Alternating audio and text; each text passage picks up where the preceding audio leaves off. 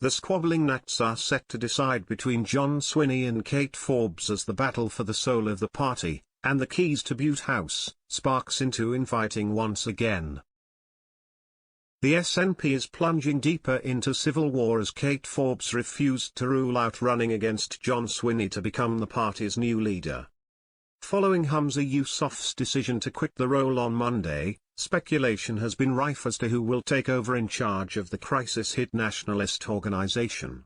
Mr. Swinney is seen by many as a safe pair of hands whose experience could help guide the SNP to calmer waters.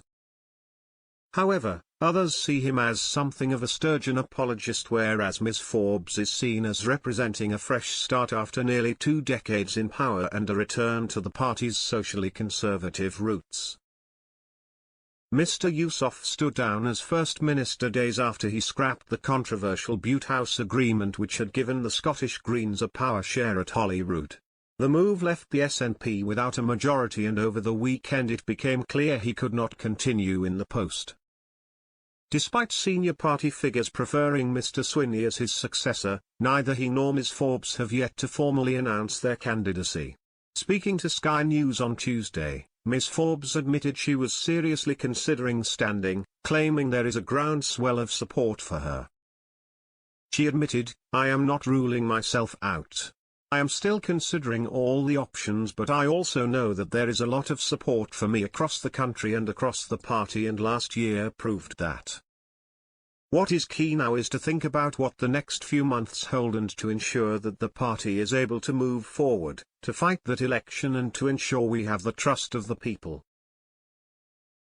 The former finance secretary, who narrowly lost out to Mr. Yousaf in the previous leadership battle, added, "It is still early days. We will obviously be considering things over the next few hours and so on. Nobody has declared yet, so I think we do still have a bit of time."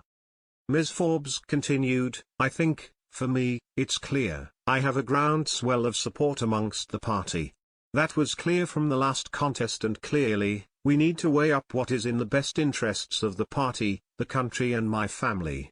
It is what I've said quite consistently over the last year, that, if I were to run, those would be the conditions." Speaking to the Daily Telegraph, one SNP source stated, "John is of the past. He's yesterday's man. He was the architect of the Butte House agreement with the Greens and is an apologist for Nicola Sturgeon. He also accused Kate Forbes of not being a proper Christian, which was absurd and really quite unpleasant." Nominations close on Monday, however, many within the SNP said her fiercely held religious beliefs about gay marriage and children born out of wedlock severely limit her appeal at the ballot box. Nominations for the leadership battle close on Monday, with prospective candidates needing the support of 100 members from 20 different SNP branches to qualify.